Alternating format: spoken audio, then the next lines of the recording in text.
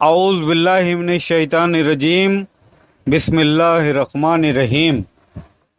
ناظرین اکرام، السلام علیکم ورحمۃ اللہ وبرکاتہ۔ میں صوفی جی ایم خلیل قادری الچشتی افتخاری خاک پائے پنجتن پاک پھر آپ کی خدمت میں ایک نیا اور دلچسپ موضوع لے کر حاضر ہوا ہوں۔ لیکن اس سے پہلے اگر آپ ہمارے چینل پہ نئے ہیں تو ہمارے چینل کو سبسکرائب کیجئے، لائک کیجئے، شیئر کیجئے اور بیل کا بٹن دبائیے تاکہ ہمارا ہر آنے والا ویڈیو آپ تک جلد از جلد پہنچ سکے اور اس کا نوٹیفیکیشن آپ کو ملتا رہے۔ عزیزان محترم، آج ہم جس موضوع پر بات کرنے والے ہیں اس موضوع کا عنوان ہے مرید کا پیر اور پیر کا مرید پہ حق۔ حضرت شیخ محمد حمید الرحمن شاہ قادری آپ فرماتے ہیں کہ حضرت شیخ شہاب الدین سہروردی رحمۃ اللہ علیہ کے مریدوں میں سے ایک مرید نے پوچھا کہ حضرت پیر کا حق مرید پر اور مرید کا حق پیر پر کیا ہے؟ حضرت شیخ شہاب الدین سہروردی رحمۃ اللہ علیہ نے یہ جواب دیا کہ بعد میں بتاؤں گا۔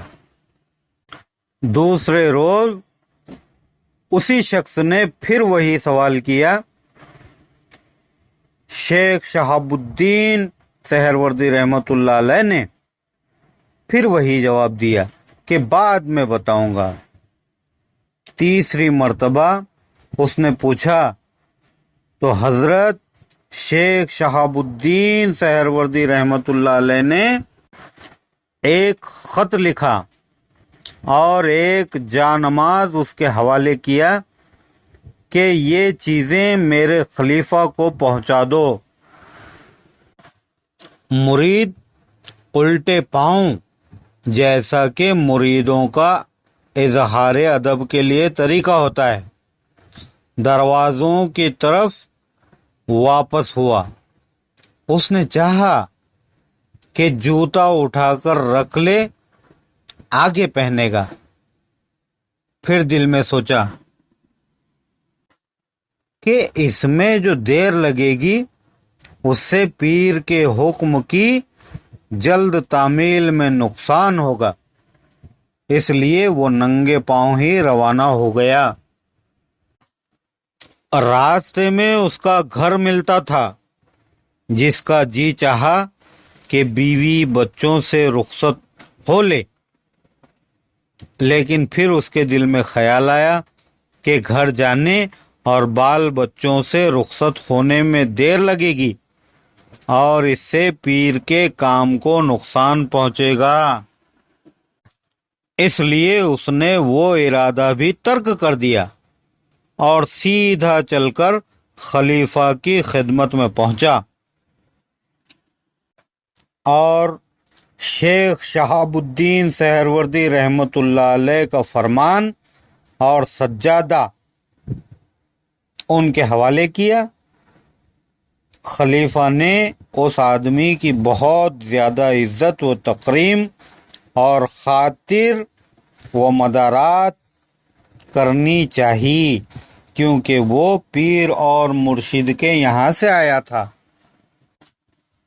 لیکن اس نے یہ کہہ کر ٹھہرنے سے انکار کر دیا کہ مجھے پیر صاحب نے یہاں ٹھہرنے کا حکم نہیں دیا ہے، صرف خط اور سجادہ پہنچانے کو فرمایا تھا، اس لیے میں کس طرح ٹھہر سکتا ہوں؟ خلیفہ نے جب دیکھا کہ یہ نہیں ٹھہر رہا ہے تو اس نے کہا کہ کم از کم پیر کے لیے میری جانب سے ایک تحفہ یعنی ایک لونڈی تو لیتے جاؤ۔ اس خلیفہ نے اندر سے ایک لونڈی کو بلا کر اس کے ساتھ روانہ کر دیا۔ راستے میں جوان مرد اور جواں عورت کے ایک جگہ جمع ہونے سے شیطان نے ورغلایا، اور وہ اتنا شیطان کے ورغلانے میں آ گئے کہ دونوں برہنہ ہو گئے اور نازیبا اور ناشائستہ حرکت کرنا ہی چاہتے تھے کہ یکایک اس مرید نے دیکھا کہ حضرت شیخ شہاب الدین سہروردی رحمۃ اللہ علیہ اس کے سامنے منہ میں انگلی ڈالے کھڑے ہیں اور افسوس کر رہے ہیں۔ اپنے مرشد کامل کو دیکھتے ہی اس کی شہوت ختم ہو گئی اور فوراً اس نے کپڑے پہن کر توبہ و استغفار پڑھنا شروع کر دیا اور اظہار ندامت اور شرمندگی کے لیے وضو کر کے سرب سجود ہو گیا، اور پھر 2 رکعت شکرانہ کی نماز ادا کی کہ اللہ تبارک و تعالی نے مرشد کامل کی مہربانی سے اس گمراہی اور آفت سے نجات بخشی۔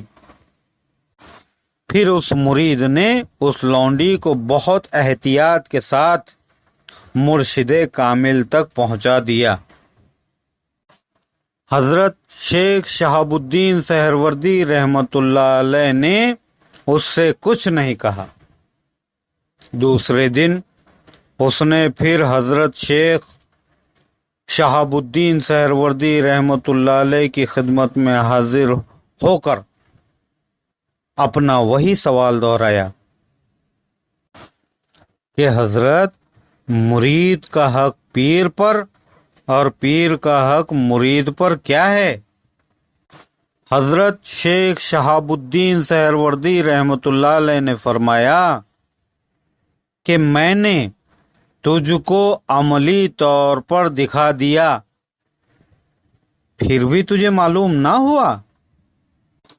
اس مرید نے کہا کہ حضرت میری سمجھ میں کچھ نہیں آیا۔ حضرت شیخ شہاب الدین سہروردی رحمۃ اللہ علیہ نے فرمایا کہ تم جب یہاں سے میرے کام پر روانہ ہوئے تو صرف اس خیال سے کہ میرے کام میں تاخیر یعنی دیر اور نقصان نہ ہو جائے، تم نے اپنا جوتا پہنا اور نہ بیوی بچوں سے ملے، اور میرے خلیفہ نے جب تم کو مہمان رکھنا چاہا تو محض اس وجہ سے کہ تم مجھ سے وہاں ٹھہرنے کی اجازت نہیں لے گئے تھے اور اسی وجہ سے نہیں ٹھہرے، یہ میرا یعنی پیر کا حق تم پر تھا۔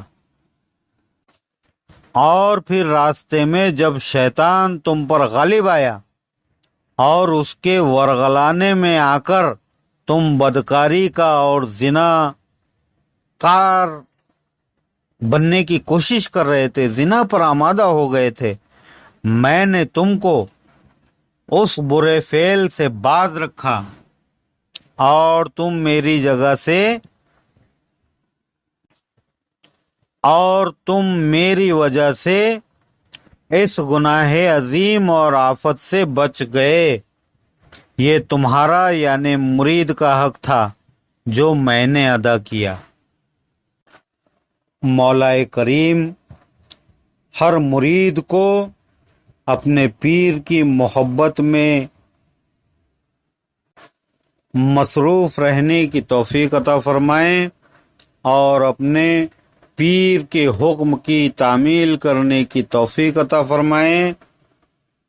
بطفیل نسبت مرشد صراط مستقیم سمجھنے اور سمجھ کر صراط مستقیم پر چلنے کی توفیق عطا فرمائیں۔